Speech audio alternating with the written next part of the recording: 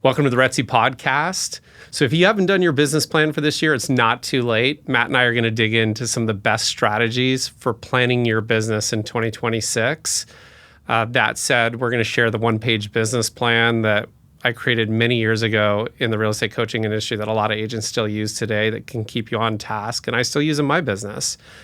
So we're excited for you to tune in, and welcome to the RETSY podcast. Part of prospecting is just being a good human and like checking in with people. My past clients love it when I check in. How are the kids doing? Oh, they switched schools. I heard great things about that schools. Or, oh, you got this promotion, or you took over this division. That's awesome.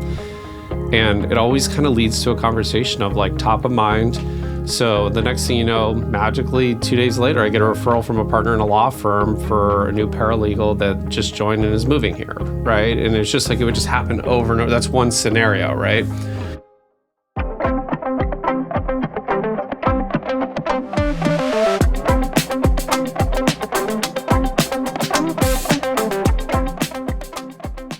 Welcome to the RETSY podcast. Today, it's just Chris and I sitting down to do a little 2026 business planning.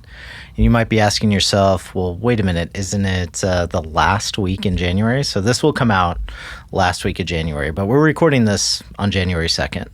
So it's fresh on my mind.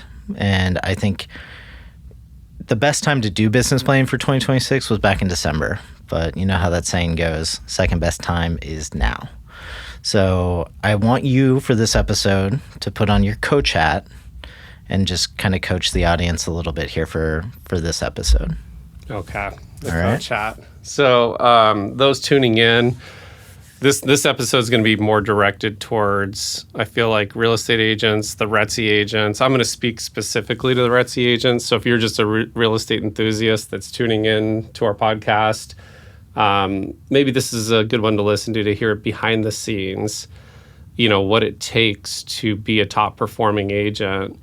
We're going into 2026. We're looking at the numbers, and RETSY's number one for large brokerage for highest average sale price in Arizona, which is a KPI that I track closely. For the longest time, there was a few brokerages that we competed with, but now we've like far excelled them on average sale price. But the more important one is production per producing agent, because you look at our agent count, you look at our volume, and you average it out. We also realize we probably have 40 or 50 supporting agents too within teams and stuff that do have their license with RETSY. But that said, it's like their job is to support a specific team member or a right-hand person. And, looking at those goals from RETSY, like I'm super proud of what we've achieved. And I want to thank all of you guys for all your hard work in 2025. I mean, we crushed it. There was a chance we almost did 2 billion. But that said, it's like there was a lot of stuff that pushed over to January. We got to remember that. Like a lot of sellers are like, ooh, I'd rather take that capital gain the following year. Yeah. So it pushed our numbers, but still we had a spectacular 2025. So I'm super grateful for all of you guys. And, the reason why we plan this way is, you should be doing your business planning in December. And, not in a past life. I mean, not that long ago, I was a coach with the largest coaching firm and have a lot of respect for that firm and that coach. And a lot of you guys know that I've had a long-standing relationship with Tom Ferry's organization. And I can really attribute most of my gains in life, success, mental mindset, thought process as being a part of that coaching organization. Sometimes it was the one-on-one coaching relationship with the coach, but sometimes it was the mastermind groups that we'd create or the accountability groups that we'd create. I can remember specifically like an accountability group, and I'm going to just name names because they're not in this market, but like Dave Robles, Maggie Ward, Gantry Wilson, I remember Gino Bafari joined one of our groups for the early morning calls. And we had this accountability group where every person had their own accountability of like, if they didn't get their items done, like, or they didn't show up for the call. And I mean, I'm not even kidding you. Like sometimes like one of our group members would be in Vegas and still drunk from the night before, but still they got on the call, right? They got on the call because they didn't want to miss the accountability. So I guess when it comes to business planning, none of it matters unless you're going to hold yourself accountable. Yeah. or have that person to hold you accountable. So, and that person can be your brother, it can be your broker, it can be your business partner, it could be just some other random agent at your brokerage. It can be your spouse, or your significant other. The key with me in my life, I find that if I tell people I'm going to get X, Y, and Z done, right? I may not get it done by the deadline I set. I always set an aggressive deadline, right? But the thing is, I still get it done. And I think that's part of the success we've had in our company is, the people we've put in place and around us to, like, hey, I'm struggling to get this out. You know how many times we tried to launch the podcast, and then when Matthew took it over and brought it to the finish line, now how many episodes are we into? Yeah, I mean, this will be probably like a 36th or 37th episode we've done. Most podcasts, you look them up out there for most companies, and it's like they've made it 3 in or 4 in, and then they just dive off. I think 10's the magic number. Like 10's the magic number where people quit after 10. Yeah. It's usually if a podcast makes it past 10 episodes, then it will continue on. On the day that we're recording this, a lot of you guys probably made your New Year's goals, and a lot of people fall off. We talked about this, in a week after your New Year's goals or 2 weeks after your New Year's goals. People rarely make it past a month. So, part of it is business planning, part of it's accountability. So, when I joined coaching, I got so much from it. And I excelled in a lot of things. I mean, I had the ability to figure stuff out, very tech forward. I mean, we were some of the first people to implement advertising on Zillow before Zillow even had Premier Agent. We were in those groups. I mean, we just shared everything we possibly could to help each other. We were all in different markets. And, I look back at that, and still to this day, like from some of the relationships I made there, like I still implement a lot of this stuff. So we'll share that on the episode today. I also want to hit on like the one-page business plan. Yeah. And that was created because most of these companies and coaching organizations, they take pride in coming up with like a business plan, right? That is like 30 pages long, and you break everything out. And the reality is you sit through a session or you go to a coaching event and you fill it all out, or you work with your coach to fill it out. And a lot of times people they'll do it and then they just set it aside and never look at it again. Yeah. So I created, this was early in the day, we did it off of Excel spreadsheets. We emailed back and forth, but now we had Google Sheets, right? Yeah. RETSY's a Google company, so we use Google everything. And it gives you the ability to live updates. So what I realized is I really just need a one-page business plan, right? And I secretly snuck about 17 pages of stuff into this one page, but it's so simple. And we'll put the link to it in the podcast notes or whatever, so we can do that, right? Yeah, I'm sure we can have Darian figure that out. Where if you're listening and you want to download it, we'll figure out a way to make that happen in the next couple of weeks. The RETSY agents will have a different version of it. It'll be shared in the RETSY shared drive, and then the business plan is going to be called. What do we want to call it? I'm going to keep it as Level Up, but I'm going to call it Level Up 2026. So. Well, what I like about your like one-page business plan is just how simple it is and how you can look at everything on it.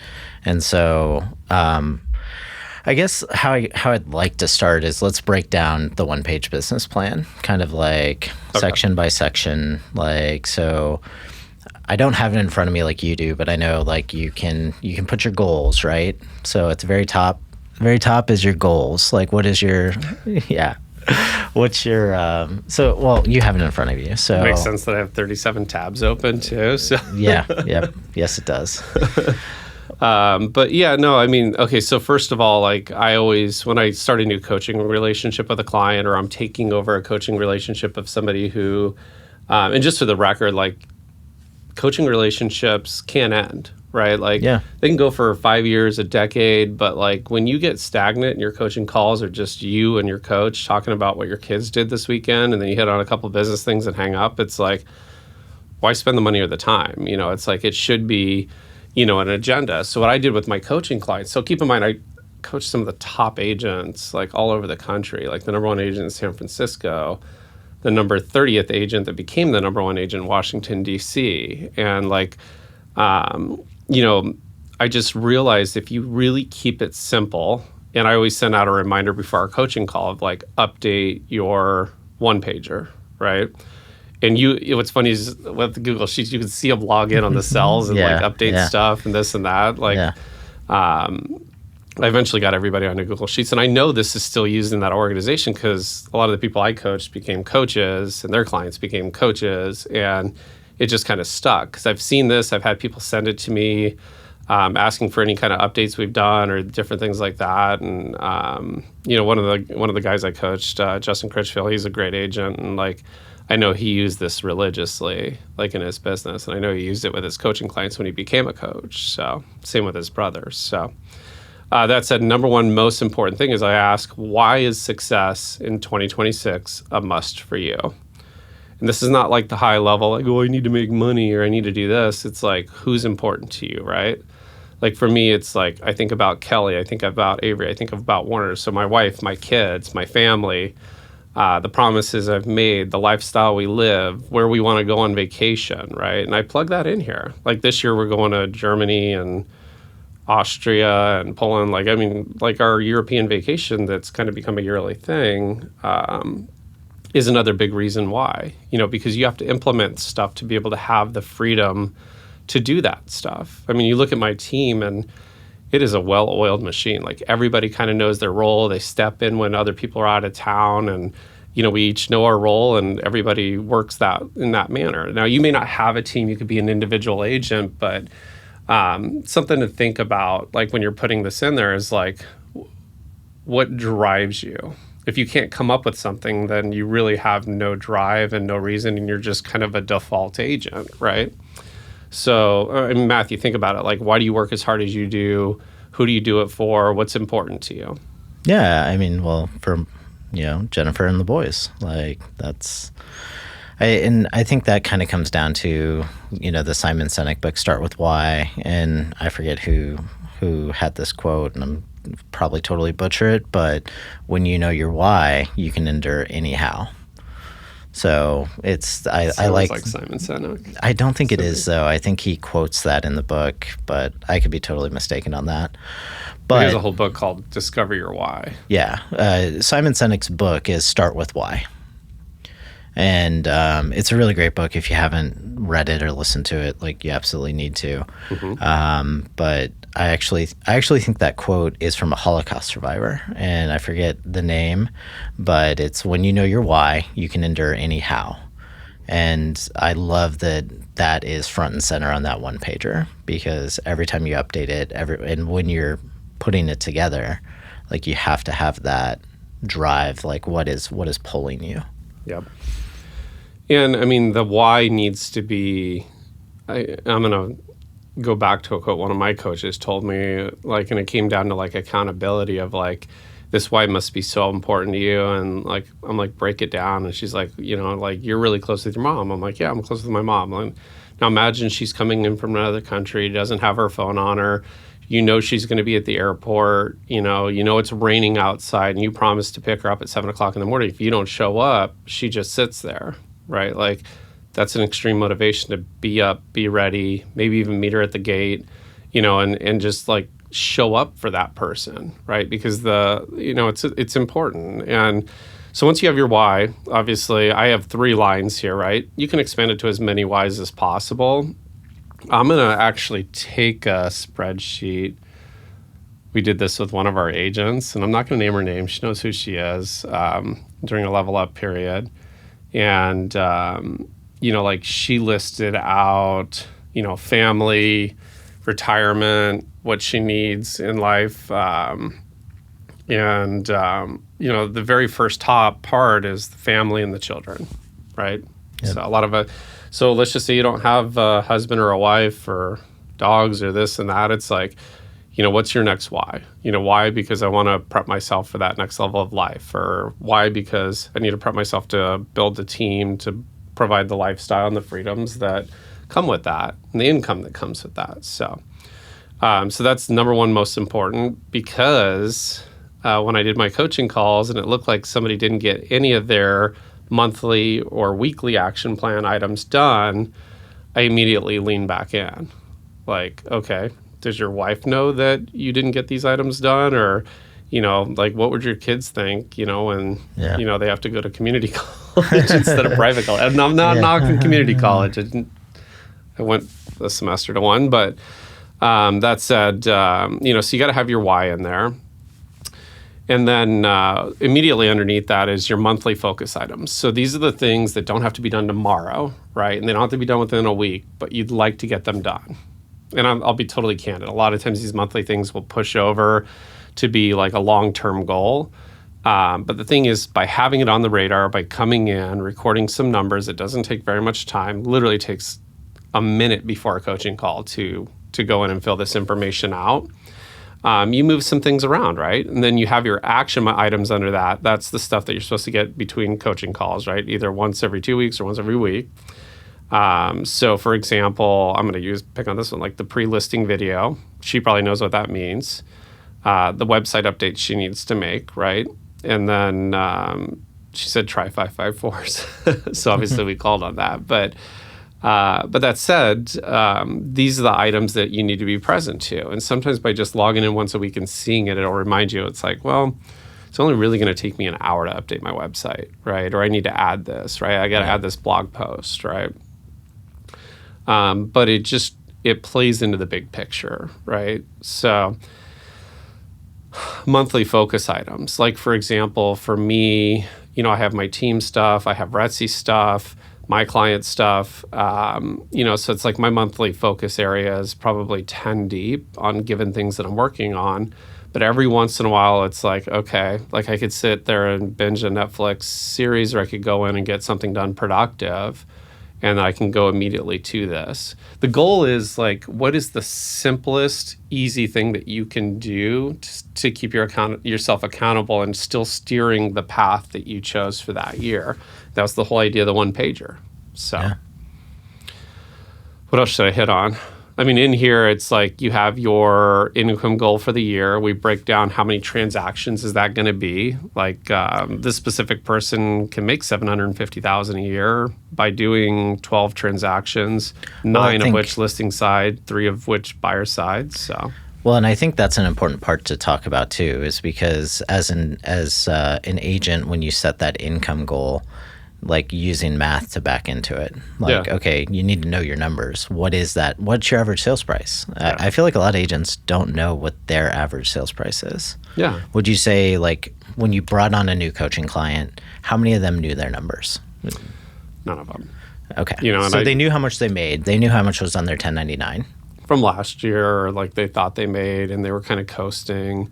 But like when you actually broke it down, and it's like, okay, well, let's see here. Your average commission is, if your income from last year was $750,000 and you did 12 transactions, your average commission was $62,500, right? Yep. So let's back this down. If your goal for this year is to make $1 million, right? Like how many transactions do you have to do? And when you break it down like that, it's like a transaction goal of 12. I mean, that's one deal a month. Yep. And I know this agent, she's doing way more than one deal a month this year because I'm looking at something that we did 2 years ago together. So that said, you have to know your numbers. And then are you primarily a listing agent, or do you represent a lot of buyers? How is that balance and breaking that down? And then throughout the year, it just kind of shows you, it's like, okay, well, if your goal is 12 transactions, this part of the year, you're already at 10, you're at 83% of your goal. Shows your commission goal. We always go gross. We don't do after nets, right? And then, you have underneath there your prospecting area where you have your hot buyers, your hot listings, and your cold prospects. Like these are the people that you need to convert into hot, right? They're not even in there until they go there. And it just kind of tracks you and lets you know what you have in your pipeline. Like, I mean, this agent's specific pipeline, I mean, she has plenty in the pipeline to do her goal, right? Yeah. So that said, like at any given time, your pipeline is going to be more than half of what your goal for the whole year is, right? And it could all close in 1 month. Yep. Or it could close in 12 months, but the thing is keep on building your pipeline. The other thing I liked about the prospecting section of this is just like, you get a lead from somewhere, a referral, and it's like you put them into your CRM and then you put them on drips and searches. But by having them in here, like I actually take time and I'm like, okay, well, who's Greg, or who's Mr. Lewis, or who's this, who's that, who's this? And you go through and then, immediately you're striking a nerve with the agent because they're like, oh yeah, well, Nicole, I needed to call back like 2 weeks ago and I probably forgot to. And it just kind of keeps them on the radar and pushes their business forward. Because a lot of times in coaching, it's like everybody thinks it's some magic pill that you take and you're going to be successful, and it's not. It's having the accountability each week, getting stuck on something and working through something, right? Like this year's podcast, we had your health coach, right? Like when you get stuck, what do you do, right? Or even before this podcast call, I know you're planning a trip for Leon's 60th birthday. Yep. It's a big one. It's a cruise and all that stuff. Yep. And you're going through like, all right, what is my plan for working out? What's my plan for dieting? And, it's just by having that and listening to your coach's recording of like, hey, here's what you need to do. People need that in their life. So find that accountability, that person. You can call me anytime, text me anytime. I'll gladly help you work through any kind of hangups you have. But the reality is like, if you see this pipeline, you feel more comfortable. And a lot of people have a lot of mental anxiety around their sales because they either feel like they're flush with business or they have no business. But when they go and they look at what they have in the pipeline and what they have coming, it's kind of inspirational and it makes them feel more comfortable. And then it just kind of resets their mental mindset so they can focus on their business, And some of it is calling your past clients. Some of it's calling your sphere of influence. Well, that's some of it's doing open houses. That's what I was going to go to next is when that prospect pipeline is dry, that's an indicator too, right? Yeah, that you need to refill your pipeline. You need to be out there. You need to be doing your 554s. You need to be doing open houses. You need to turn up the marketing and turn up the lead flow, right? Yeah. And a lot of times I'll tell them, go into the MLS, plug in your agent ID number, search all your sales for the last 3 years, and it's going to prompt you to make some calls, right? Yep. Reaching out to past clients sphere. Part of prospecting is just being a good human and like checking in with people. My past clients love it when I check in. How are the kids doing? Oh, they switched schools. I heard great things about that schools. Or, oh, you got this promotion, or you took over this division. That's awesome. And it always kind of leads to a conversation of like top of mind. So the next thing you know, magically 2 days later, I get a referral from a partner in a law firm for a new paralegal that just joined and is moving here, right? And it's just like it would just happen over and over. That's one scenario, right? Yeah. But if you're a secret agent and you stay to yourself and you're not working and you're not doing open houses and you're not calling your past clients, say you have no past clients, you're brand new, people, right? So maybe your job that year is to inform people that I'm your go-to resource for real estate, right? Like even if you're a newer agent that joins a team within RETSY and you're growing your business, you can talk about RETSY sales, you can talk about like record sales, you can post about it. But the problem is people sometimes will lean too much on social media and just post nonstop. And it kind of makes them out of touch still with their clients. But when you text the client, say, hey, drove by the house, saw you re-landscaped it, looks awesome, thinking about you, hope your wife's name is okay. And the family's doing well, right? So you just kind of like follow up. It's not hard to do. You just have to be present. And I do it all the time without even realizing I'm doing it. You guys have probably seen by now where we did a really great podcast with Al Fuentes. And Matthew, correct me if I'm wrong, but he breaks down micro decisions you make in your life. It's like everything from getting up in the morning and there's Bosa donuts or there's a banana. Like, what do you choose? And those micro decisions turn into longer term success within your life. And that can be the same within real estate, right? I'm like, maybe your favorite college team is playing on Sunday, but maybe you need to do an open house. Or maybe you could do both, considering you can now get TV on these things, right? Yeah. And you can pause games when clients walk into the house. It's like the reality is there just is no excuse for not being successful nowadays. There's just too many tools in your toolbox. I don't care what brokerage you're with. Luckily with RETSY, you log in and connect and you have 15 different tools you can choose from. Every one of them has different ways to get you business and make your business better. But really, you just need a website and a CRM, at the bare minimum to be successful nowadays. Yeah, no, 100%. And I think agents would be surprised how far just reaching out to those past clients can go. I know I was. I had I'll share an example. For instance, in 2020, when I was still producing at my old brokerage, I kind of started to slow down right when COVID happened, and I kind of panicked a little bit. And I wasn't my pipeline was dry. And I was like, well, okay, what do I need to do? And I've been on enough coaching calls with you that I know I need to call in love on my sphere. At that time, interest rates were the lowest they have ever been. So for 3 weeks straight, I reached out to every past client I had and just said, hey, hope you and your family are doing well. I know the world's kind of crazy right now, but I did want to mention to you, like, interest rates have never been lower. If you haven't looked at refinancing, you might want to.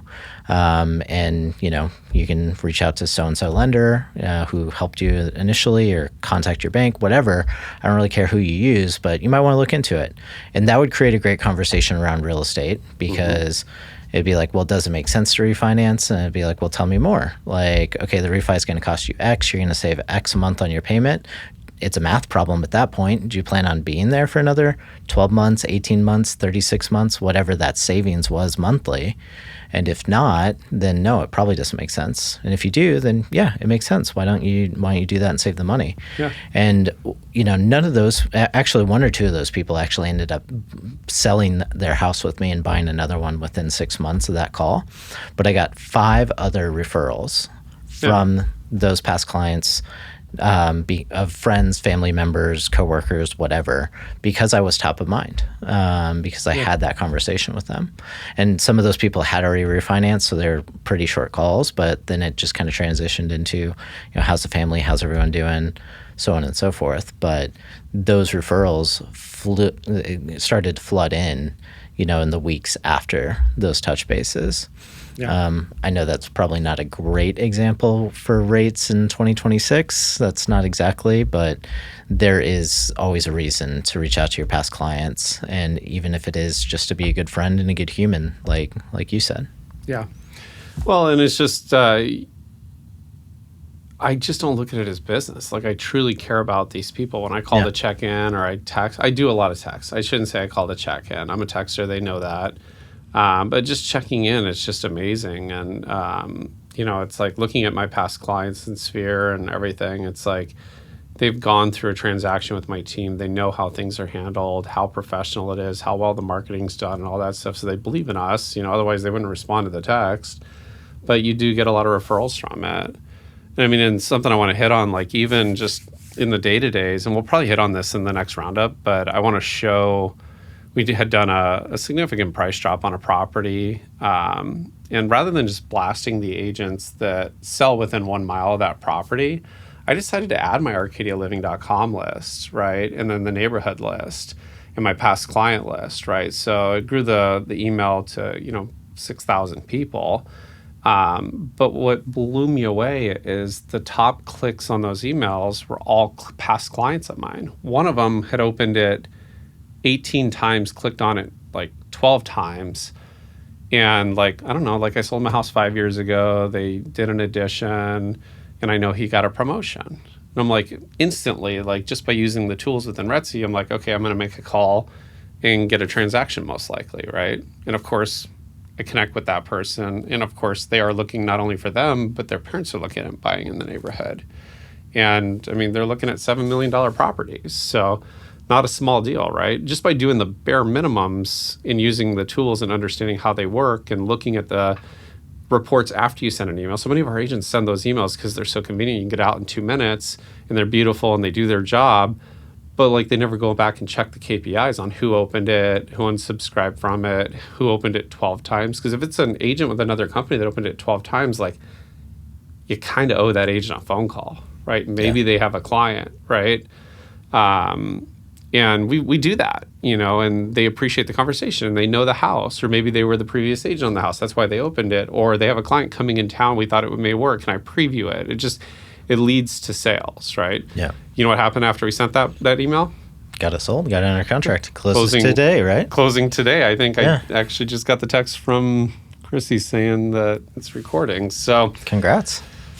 That one's just top of mind, but I have 100 stories like that, Yeah. right? And not only that, but logging into your app or logging in to connect and staying present and reaching out when you need stuff. I mean, that's vitally important in business planning and in business in general. So One thing I want to circle back to before we move on is the 554s.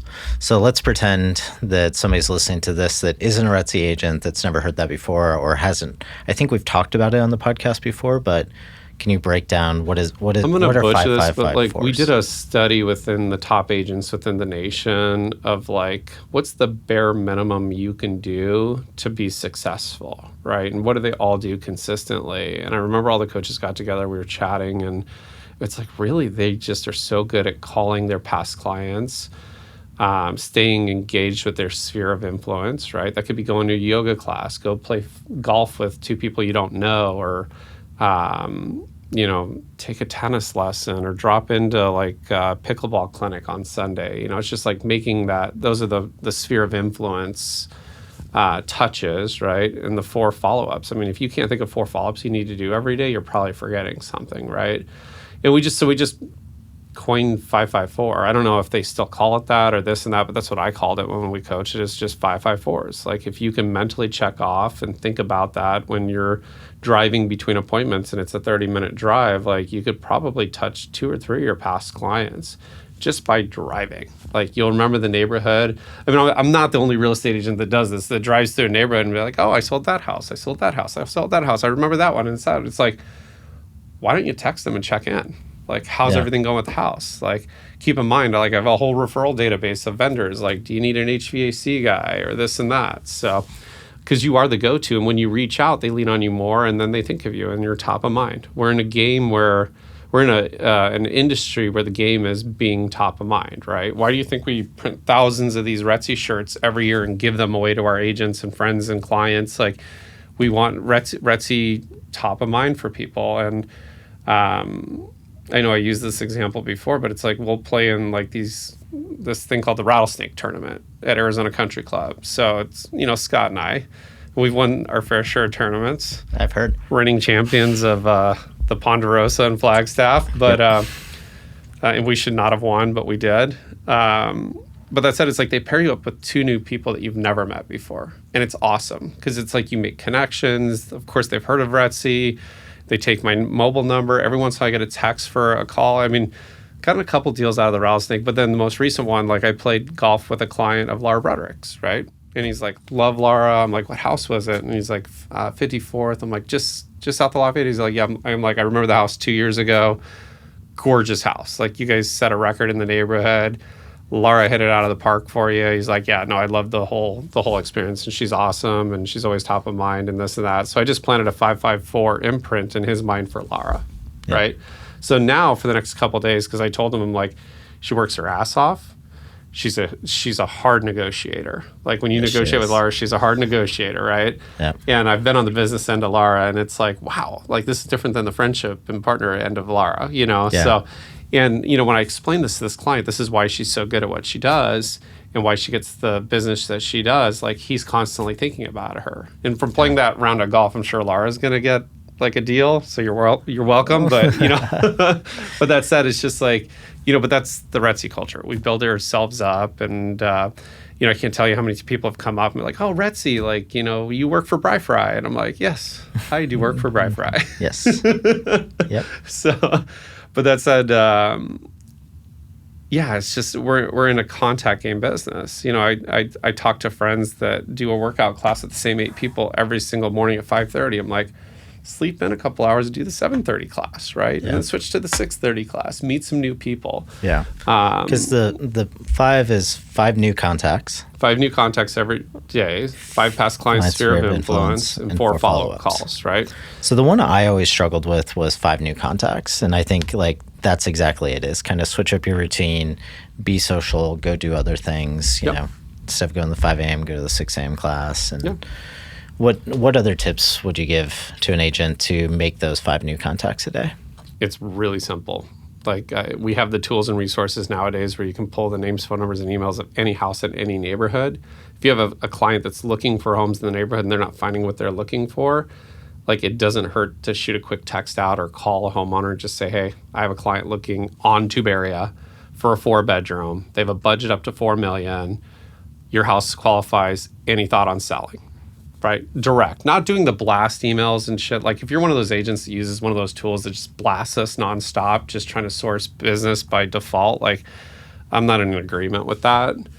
But if it's intentional and you make it personal and you're hand typing it from an iMessage and it shows up in a blue bubble, you never know. Like I've had sellers actually, this one guy wouldn't respond to me, so he left something in his mailbox. And he actually took the time, he texted me back. He's like, I know who you are.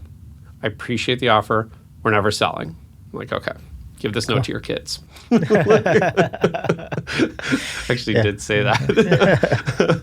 But I'm like, I had a client that wanted this lot on Exeter and this guy will not sell. But you watch, someday it'll trade. And hopefully I'm the one that gets the call on it, because my client will still buy that. So if you're working with developers, like showing the developer that you're willing to go out of your way to find these lots for them. Because the reality is like they can overpay for a teardown house. I mean, they're going to get more than market value for a teardown house because like the guy doesn't intend on living in it. He intends on blading it and building a custom home, right? Yeah. And then when your clients see that, they refer you more. So making new contacts by sourcing business is a great way.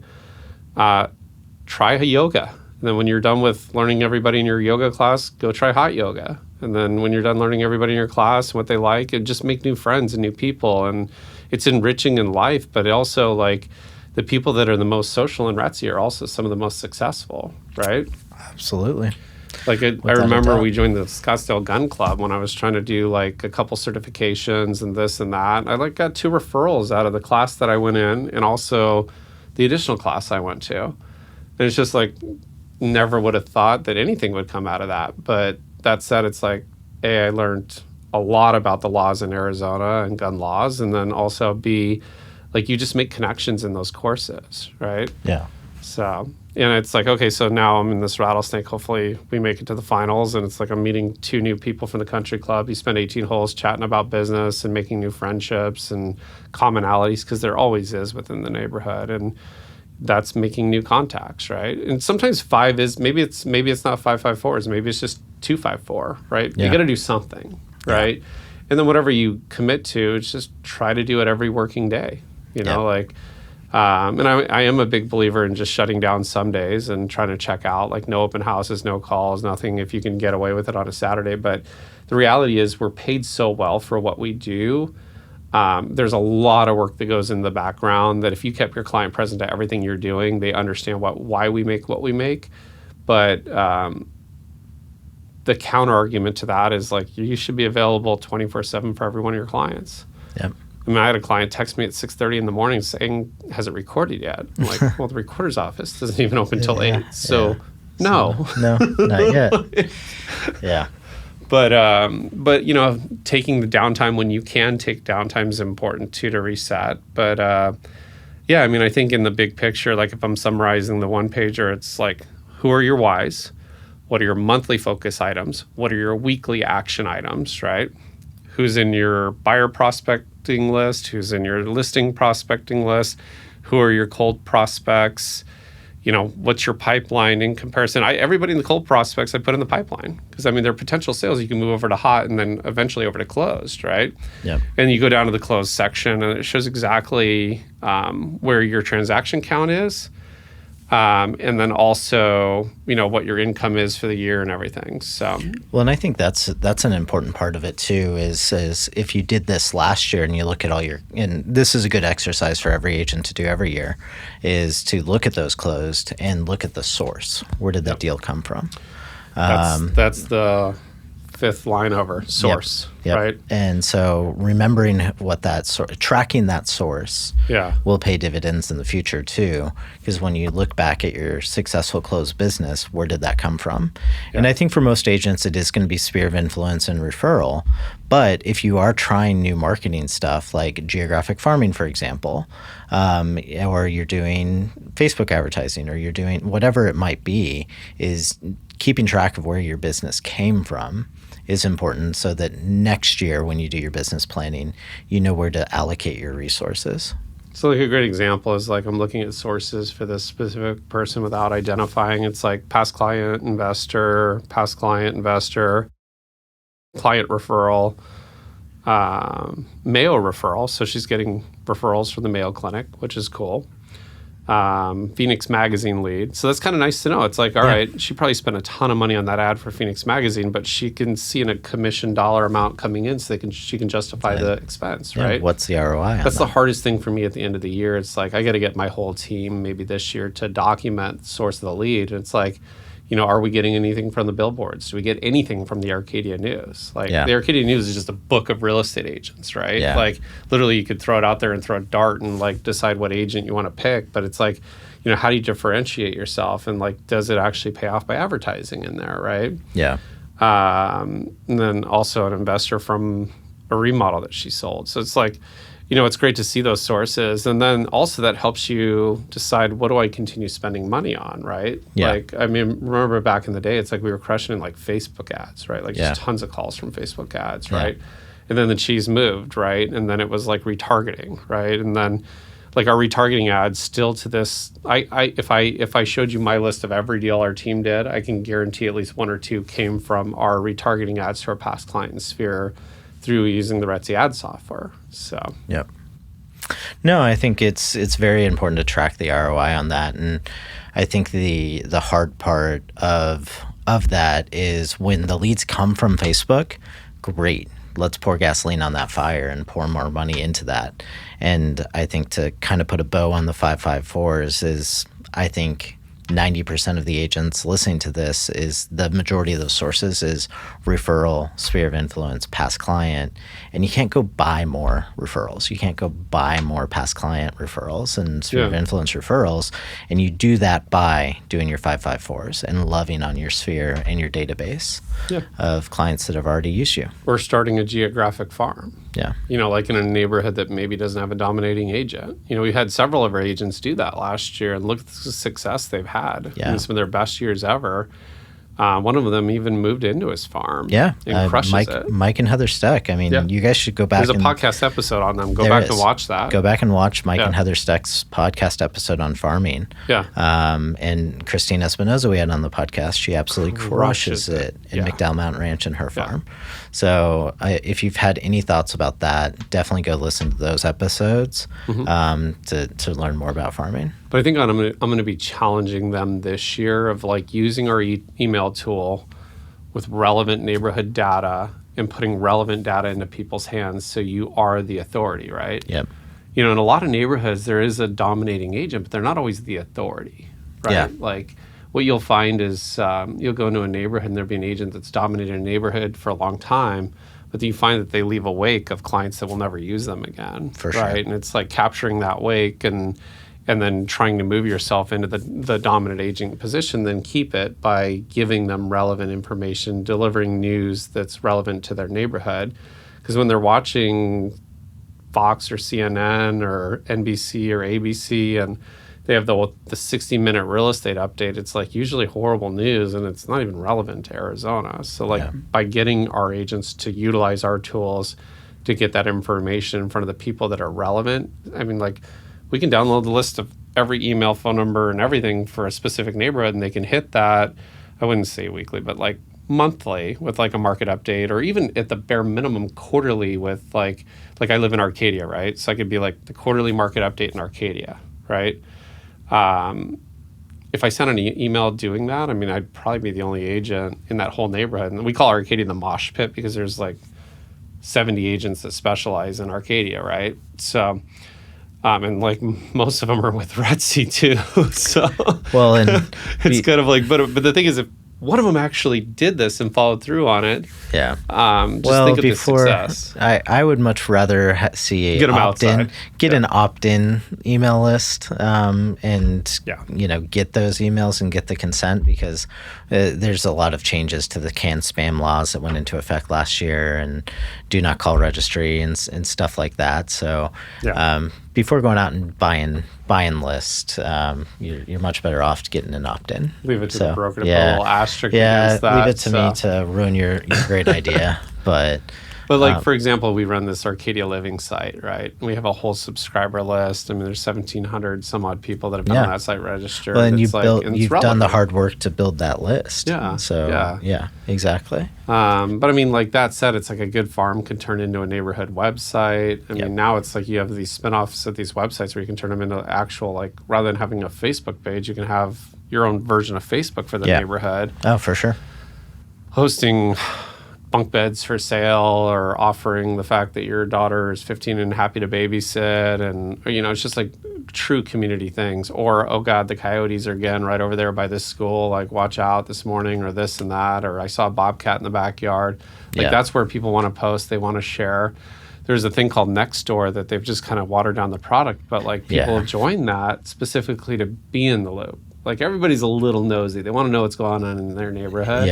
And you can be the agent that creates that, right? There's so many tools out there that they can easily create it. Yeah, I mean, you see a Nextdoor post of somebody asking or looking for a real estate agent, and the comments are insane. But to your point, if you own that ecosystem, rather than be one of 80 on Nextdoor trying to chime in, you actually build the community. Like and people comment, and that's my favorite pastime actually, is to go on Nextdoor and look at the comments. I mean, I'm not going to share my favorites on the podcast, but remind me, I have some funny ones for you. Oh yeah, no, the worst one was this lady's like, my cat's been missing for 3 days, and the comment above it is like, the coyotes have been out like every morning, and it's like one person commented on the cat things he posted above. And it's like, it's like, you see it all. But the reality is like, you need to be that aggregate of information, the neighborhood specialist, the person people call when they need an HVAC guy, or need a recommendation for getting a refinance or any of that stuff. So, and it's also just crazy to me how many people somebody will talk about selling their home to before you hear that they're going to be calling you. Right? Sometimes it is the lender that calls me and says, hey, heads up, this is coming at you. Or it's a friend of theirs. It's like, hey, heads up, this person's thinking about selling, but they haven't called me yet, right? So you got to have that initiative and reach out. And I think, having a relevant email list that if you're delivering spam, people are unsubscribing and reporting you, right? But if you're delivering something of value, they're going to stay subscribed to it, right? I mean, Google's made it too easy. Do you know you can just like log into, so we're a Google for Business account. So you log into the Gmail app, go to subscriptions, and see who's spamming you the most, right? And it's like, I went through like on actually New Year's Eve, I spent a half an hour unsubscribing from stuff in bulk. It's like, I'll keep my phishing stuff and the people that send me relevant information. But I mean, like, there's random agents that send me like 100 emails last year that just nothing is relevant whatsoever. Like, or my favorite is the agent sending me a rental listing in Eloy for a mobile home, and I'm like, this is so bad. Like, you're just spamming everybody. So, but luckily within RETSY, you have the tools. Our AI tool that identifies like the top selling agents around a house. It's like, you can send it out and say, hey, price reduced. Oh, by the way, we're offering a 3% commission, because you can legally say that in the subject line of the email or in the email base, right? And nowadays, agents don't know what the commission is. So it's like, they want to click on that stuff. And if they're an agent that sells in that area, they want to see that email. But if I expand that to 5 miles, that can get a little spammy, right? For sure. So there are guide rails we put up on these tools. But that said, it's super powerful too. Plus, like, when you tell a seller, it's like, I'm not just going to go in the MLS and change the price of your house. Like, I'm going to go in the MLS and like send out an email to the top 800 agents that sell around your house. Everybody's going to know about it. And then they see the email themselves. Like, it's pretty powerful. Like, I know I've gotten a couple calls from those. So, Well, before we wrap up, because I imagine we're probably getting up there on time, I want to talk about accountability. So I'd love for you to share kind of some of the accountability things, or some of the things you did to keep your coaching clients accountable. And then I want to touch on agents listening to this, if they don't have a coach, like, how do they find that accountability? Okay, so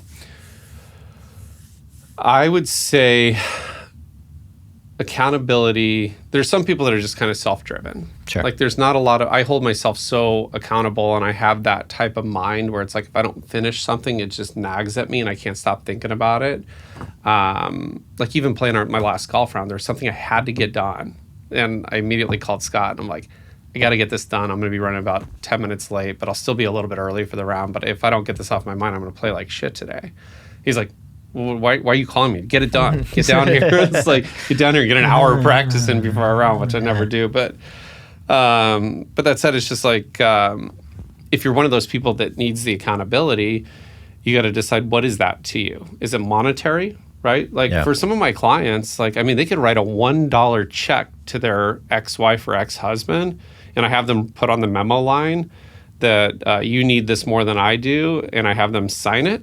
I have them date it, and I have them give me an envelope with prepaid postage on it. And the whole goal is, like, if you don't check in with me on Friday by 5 o'clock, if these things are done, I'm mailing the check. But it's a $50,000 check.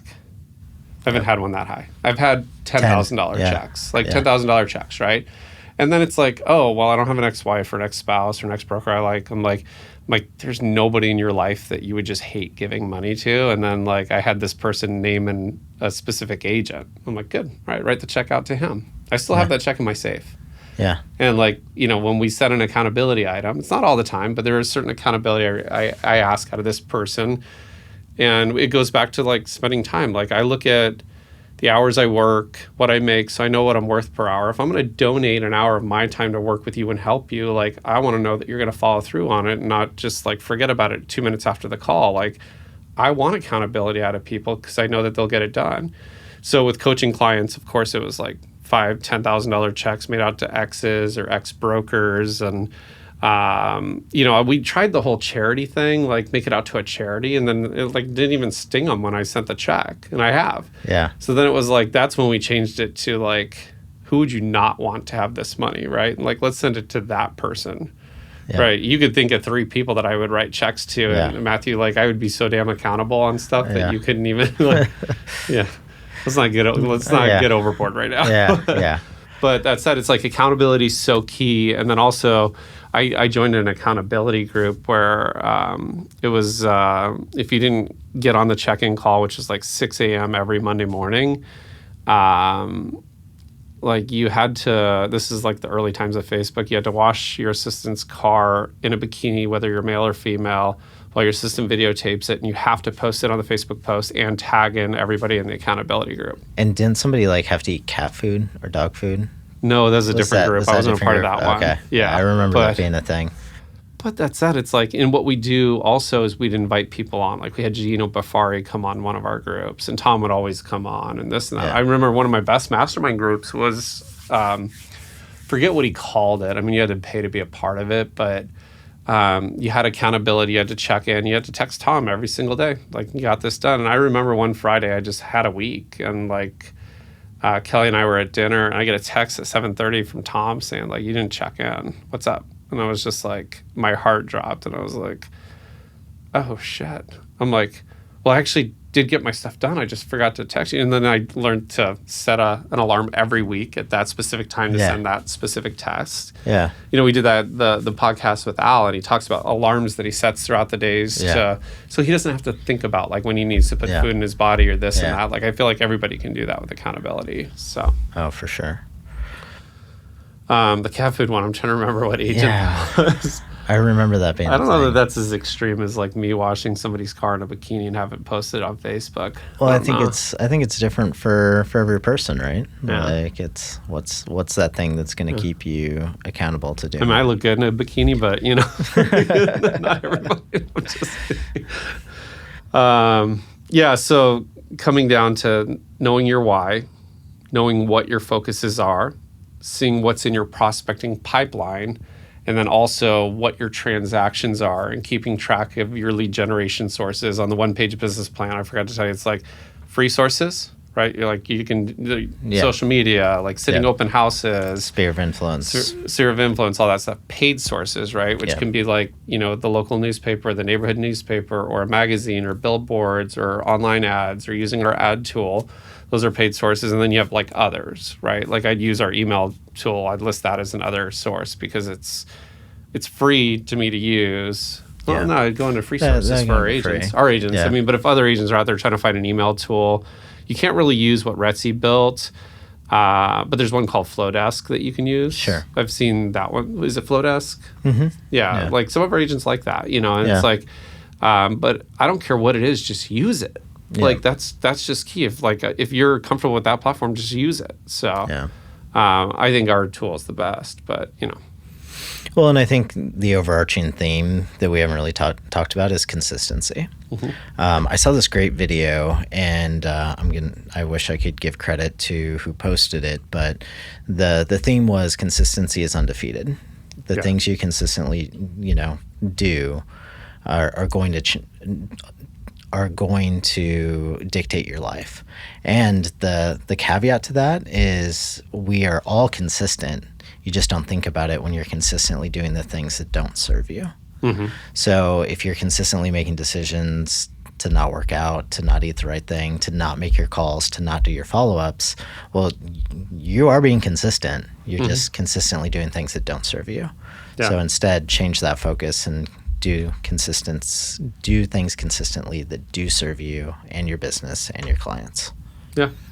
Yeah. In a nutshell. Yeah. Yeah, I think it's so vitally important. Since we're getting close in time, anything else you want to add to this one? No, we'll figure out how to get that your one pager available to everybody. Yep. So we'll link that, and Darian will link that in the show notes. And if I could make a request for Jack, if we could get a Ponderosa Golf Champion counter over here. Oh yeah, that would be important. I got a couple photos I could send you. And I think like every time Chris mentions that he won a golf tournament, if we can get a counter going, that would be people don't realize it's not like winning the flight. We won the whole damn thing. Like I know Kelly didn't get it. It's like I was trying to put it in perspective. It's like I'm like you qualify for the Boston Marathon, right? You intend on running the Boston Marathon, right? And you intend on finishing the Boston Marathon, but you never intend on winning it. Yeah. Same. She doesn't see it. Same though. Yeah. I like to give you a hard time because you're so excited about it. You tell everybody, and I'm with you a lot, so I hear it. I mean, like it was 22 perfect shots in a row, alternating with my partner Scott. So. But Jack, if we could get a Ponderosa golf tournament counter, yeah, that would be great. I think it'd be at least at 17 by now. At least. Just on the podcast. Exactly. You don't even want to be in the Morrison household. Exactly. Yeah, she won't let me sleep at the trophy anymore. She said it has to go in your office. So. Yeah. Well, I think we should wrap it up. All right, guys. Well, thanks for checking in. I hope you're having a great start to 2026. I hope you pulled some stuff off of here. Do me a favor, though. Like, if you're going to use our Level Up 2026, share it with me and Matthew. Like, I'd love to log in. Share it with us on I was actually shocked to log in to find this, how many agents are still using it and updating it weekly. So that's pretty great. So it's flattering. I mean, this is a lot of time and effort in putting this together, but it's really simple when you look at it.